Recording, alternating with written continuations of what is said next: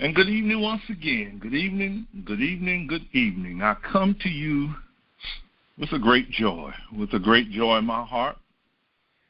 Even though the times appear to be chaotic, as I just mentioned, we are born at the greatest time, with the greatest teaching, with the greatest knowledge, the greatest blessings, to be able to honor the Lord and be honored by the Lord, to be confirmed as his greatness. Today is February 1st, 2023. This is recording 475, entitled, Can You Keep a Secret? Can you keep a secret? I have noticed in times past where someone has divulged something to me which was supposed to be a secret and whatnot, and I failed. But I'm really finding out now just how trusting we are when God asks us, can you keep a secret? And the reason I say that is because when I entered the ministry, my thing was to find answers for myself, to get out here and get out of these situations that were bogging me down and whatnot. And in the beginning, I began to become knowledgeable of things outside of three-dimensional living. And as soon as I would find something, I would run to those who I thought, and it didn't matter who it was, I'd just run to them and say, hey, look what I found out. Look what I found out. And here it has taken me since 1975 to 2023 to realize that people really don't appreciate you coming to tell them such high knowledge. I don't know why it is, but sometimes they will just push it back in your face or whatever the case may be. In fact, just a week ago, a person told me people just don't know what to think about you because they don't understand you. And I said, well, I've noticed that look in their face and whatnot, and how short our conversations are. So when my name comes up in a conversation, would you do me a favor? He said, yeah, what? I said, tell him Rev say he loves him. Just tell him I love him.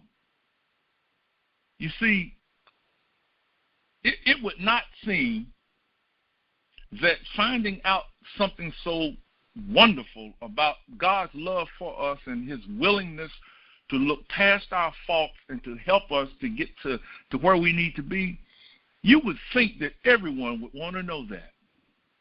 But unfortunately, they don't. I saw a clip the other day where a young man was apparently invited to come in and minister to this congregation. He was not one of those members. And the caption was, this is why you don't invite everyone to come to your church. And that's what caused me to just kind of look at it to see what it was. And guess what the young man was, guess what he was divulging? He was saying that Jesus is not the one that we should be praying to get answers, because Jesus brought this authority to us and gave it to us, and I am going to preach in this authority, and I'm going to heal in this authority for the greater works and whatnot. And the people, they didn't want to hear it. You see, he would have been better off had he just gotten up and preached his sermon and then invited those to come and prayed the prayer of healing or whatever the situation was and gone on and kept his secret. A lot of churches and organizations are locked in so much to what they believe, that they can't hear anything outside of that. So my question is, with your finding out, will you be able to keep a secret? Our preaching, our lessons up to this point have led us to a place of where we are now seeking the face of the Lord in a disciplined manner. And now that we are on this disciplined schedule of practicing the presence of God unceasingly, we may or may not hear a gentle voice expressing resolve or resolutions to our being. If you were to hear that voice, would you be able to keep it secret? A voice of reason that begins to express truth to us. It may not be readily recognized as such, but we will find it voicing itself more, accompanied with demonstrable events, verifying its declarations. Once again, see, this is what the church calls what? A miracle. Should you hear that voice, would you be able to keep it secret? I know the temptation to go, I've seen it, get in the middle of a church congregation and witness to the goodness of God. And people look at you like, no way. Can't be. Or that was going to happen anyway. It was a coincidence. You were just in the right place at the right time. And all you wanted to do was what? Reveal that the goodness of the Lord is here, waiting to be recognized. But now that you find that it's being pushed back, can you keep a secret and go on and just enjoy it? Just enjoy it for the goodness that it is, because it is the goodness that you've been seeking. This voice is the voice of spirit, acknowledging the truth of contemplative meditation. It is bringing forth that which glorifies itself. I sit in contemplative meditation, realizing the holiness of the presence around me, the consciousness that encompasses all things, the knowing that it is expressing its good if I can just discipline myself to be still. And this stillness is not to just sit in a stoic manner or to get totally quiet, but to be able to stop myself, to discipline myself, to work hard, not to become caught up in the appearances, and allow this thing to glorify itself. Much like the story I told this past Sunday about the young lady who saw this coat in the window. It was $8,000, and she was only making about $5,000 a year. And she loved it and wanted it. Then she met this minister who told her that she could have that coat. That coat didn't cost anything to God. And about 3 months passed, and she was about ready to give up. And I told you that a young man stepped on her foot accidentally, and instead of just apologizing and going on, what did he do? He struck up a relationship. And as a present, he gave her that $8,000 coat. When she went back to the store, she found out that over 100 rich women had come in and declared how great that coat was and how wonderful it was, but they all decided not to. How can a person on a $5,000 salary afford an $8,000 coat? You see, it don't cost you nothing when you know how something works.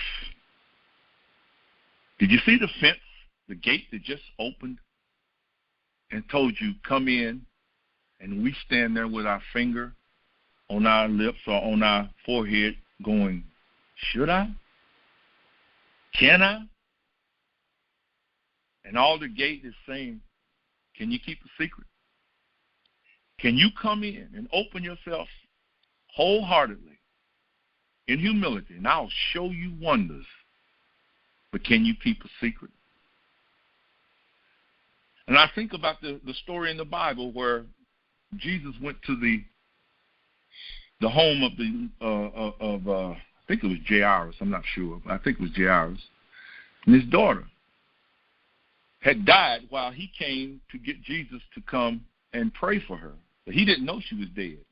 And when he gets there, he finds out that the mourners are there and singing and whatnot, and he tells them, oh, she's only asleep. And they laugh him to scorn. But he goes and he grabs her by the hand and says, arise, little one. She raises up. But what people don't understand is in that story he says, keep the secret. Don't tell anyone. Interesting, isn't it? Why did he, the healer of all healers, because he knew man. He knows what's in man. He knows how limited man's thinking is. He knows how man will do anything to make it make sense and will deny everything that makes sense that he might feel comfortable in his delusion, in his ignorance. Can you keep a secret? It may seem that this voice comes just as a thought, but it will come to be recognized as the true presence of God, verifying not only its existence, but its existence within.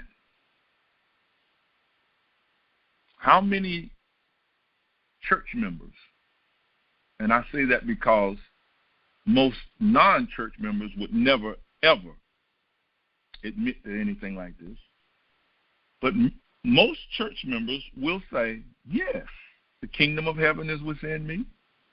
Yes, they'll say God is within me. But when you come with that confidence in your speaking, and you say, his existence is within, and I will fear nothing, immediately they want to move away from you because they're afraid that bolt of lightning is going to come through and destroy you for saying the very same thing that they're saying. What's the difference in you saying it and they're saying it? You have a secret. You recognize it's true. And you walk in this confidence. This is the confidence that if we ask anything in his name. Did you know that the recognition of the presence within is asking? Huh? Yeah, you don't have to ask for a car. You don't have to ask for a job. When you come to the realization of the presence within, that's asking. And before you even think about it's flowing. Why? Because that's God's goodness. Flowing through his creation, expressing the love that he has. This is the verification of the locality of the kingdom of heaven. I'm going to say that again. When I open up my GPS and I put kingdom of heaven, you may get a little note come up and say, the kingdom of heaven would like to locate or use your location. Allow once, or always allow, or don't allow. You know which button I'm going to hit. Allow. Bing. Because it's verifying where it is, and once it verifies where it is, it's also saying, you put me in your GPS, right? Begin trip. Now, we hit the button, and we go within. With this understanding comes an understanding of where all power resides, and the presence of one always with its creation. Why is this statement here? Think about it. I just showed you where the kingdom of heaven is. You just acknowledged where it is, and yet, what do? But guess what so-and-so's doing? Look at what do you care what they're doing or how they're acting if you're convinced that the kingdom of heaven is within? Yeah, but, well, what do you have to do? Don't you have to practice? Don't you have to snuggle up next to it? Don't you have to ask it, how does it work? Don't you have to go in there and even make mistakes as you what? Confirm that it's there. Wow.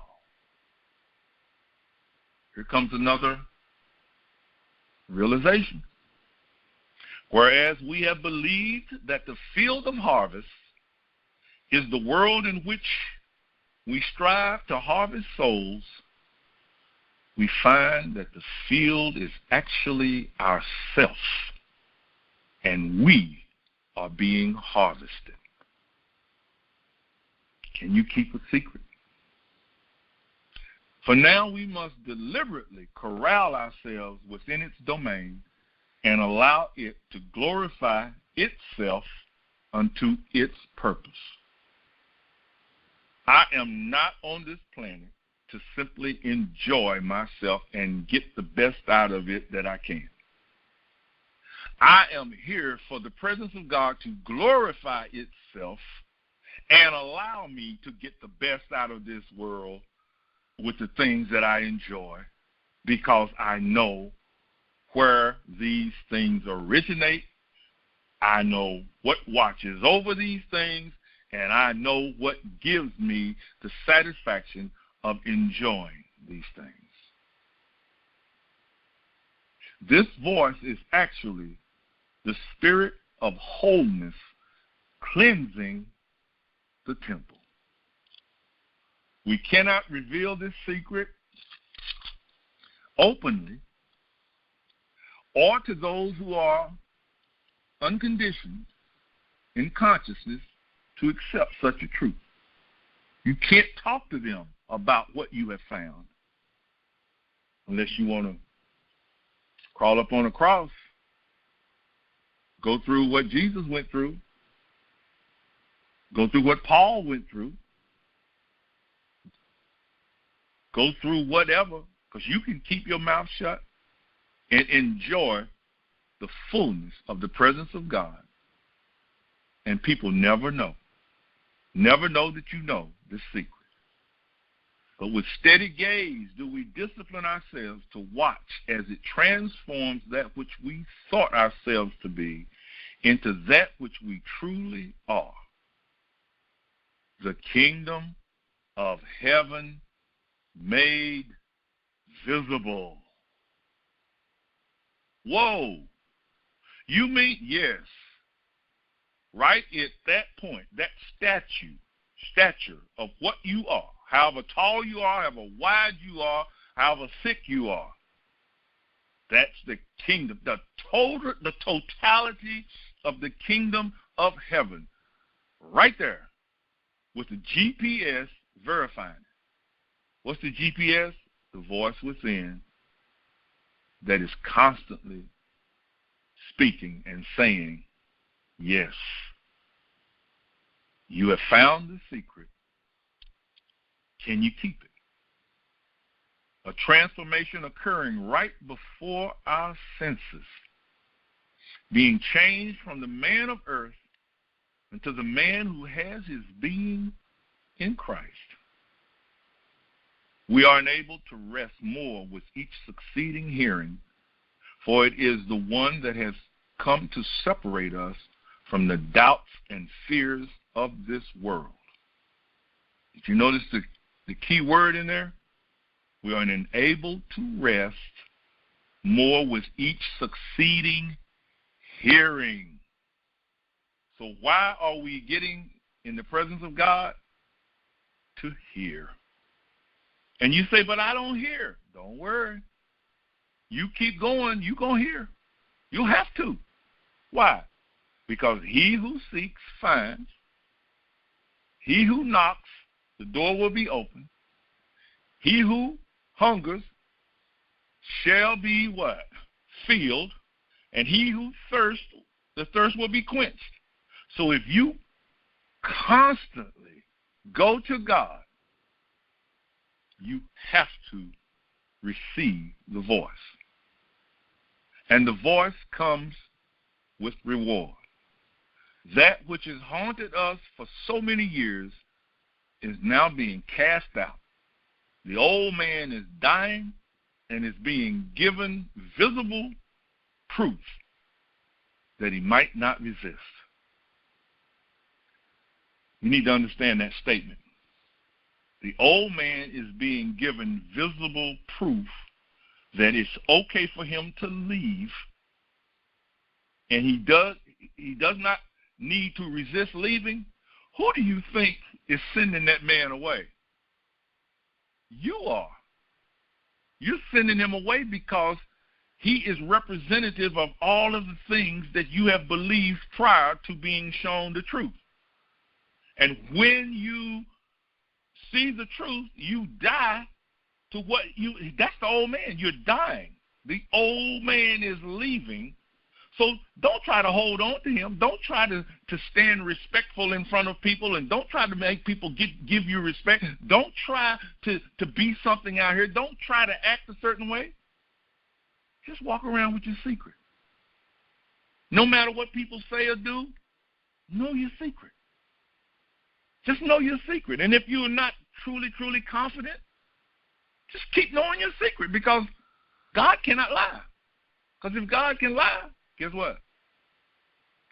He ain't God. So if you diligently seek him, he is a rewarder.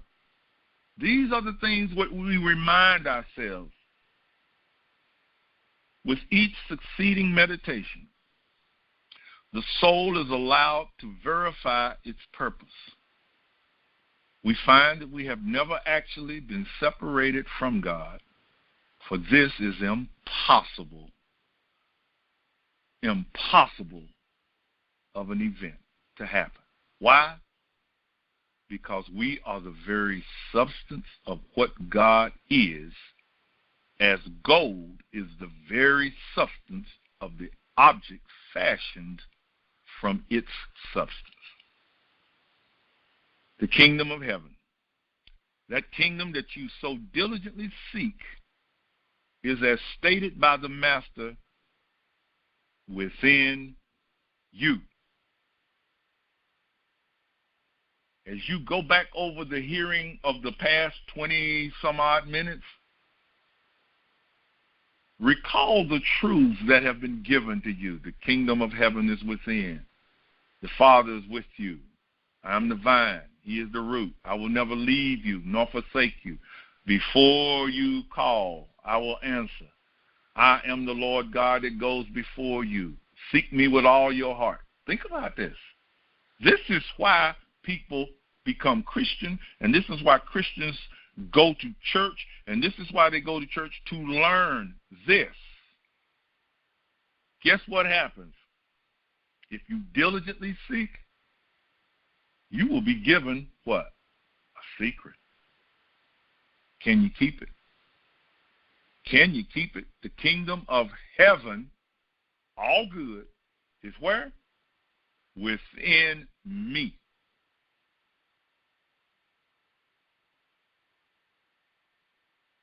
You then are not a separate entity trying to become something. Remember, the gold that makes the ring is the substance of the ring. You cannot separate the gold from the ring. That which makes you who you are is the substance we call God. And you cannot separate the substance from that which you appear to symbolize. You can't even be destroyed. Because to destroy you would mean what? Destroying the substance that's called God. Yeah, but I can, you see, judge not by the appearance, Jesus said. Don't look at the appearance. Whatever you see that exalts itself above the knowledge of God, What did he say? Take it into captivity. What is the captivity? The truth that I and my Father are one. And whatsoever makes the kingdom of God what it is, all of that is within me. I am not trying to become anything. And I realize I am the visible embodiment of the most glorious kingdom that is. The kingdom of heaven, I am made visible. Can you keep a secret? God bless you.